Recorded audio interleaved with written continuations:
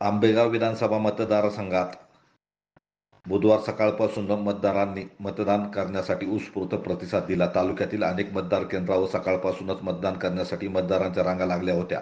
सकाळी 7 ते सायंकाळी 6 वाजेपर्यंत मतदान प्रक्रिया शांततेत पार पडली असून आंबेगाव तालुक्यात मोठ्या उत्साहाने मतदान झाल्याची माहिती निवडणूक निर्णय अधिकारी गोविंद शिंदे यांनी दिली. आंबेगाव विधानसभा मतदारसंघाची मतदान प्रक्रिया बुधवार दिनांक 20 रोजी पार पडली आहे. या निवडणुकीत आंबेगाव तालुक्यातील सर्वच गावांमध्ये मतदान केंद्रावर सकाळपासूनच मतदान करण्यासाठी नागरिकांच्या रांगा लागल्या होत्या. अनेक मतदान केंद्रावर महिलांच्या लांबच रांगा होत्या. दुपारच्या वेळी काही मतदान केंद्रावर गर्दी कमी झाली.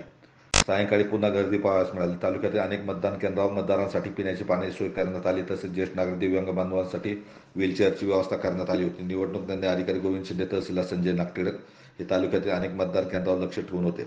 आंबेगाव विधानसभा मतदारसंघातील निरगुडसर येथे महायुतीचे उमेदवार दिलीप वळसे पाटील यांनी कुटुंबासह मतदानाचा हक्क बजावला, तर महाविकास आघाडीचे उमेदवार देवदत्त निकम यांनी त्यांच्या नागापूर गावी कुटुंबासमवेत मतदानाचा हक्क बजावला. आंबेगाव तालुक्यातील सर्व मतदान केंद्रावर पोलिसांनी चोख बंदोबस्त ठेवला होता. कोणताही अनुचित प्रकार घडू नये यासाठी मतदान केंद्राच्या 100 मीटर परिसरात दुकाने बंद ठेवण्यात आली होती, तर मतदान केंद्रावर मोबाईल नेण्यास बंदी करण्यात आली होती. निवडणुकीचा निकाल दिनांक 23 रोजी लागणार असून तोपर्यंत उमेदवारांसह कार्यकर्ते निवडणुकीच्या निकालाची वाट आतुरतेने पाहत असल्याचे दिसून येते.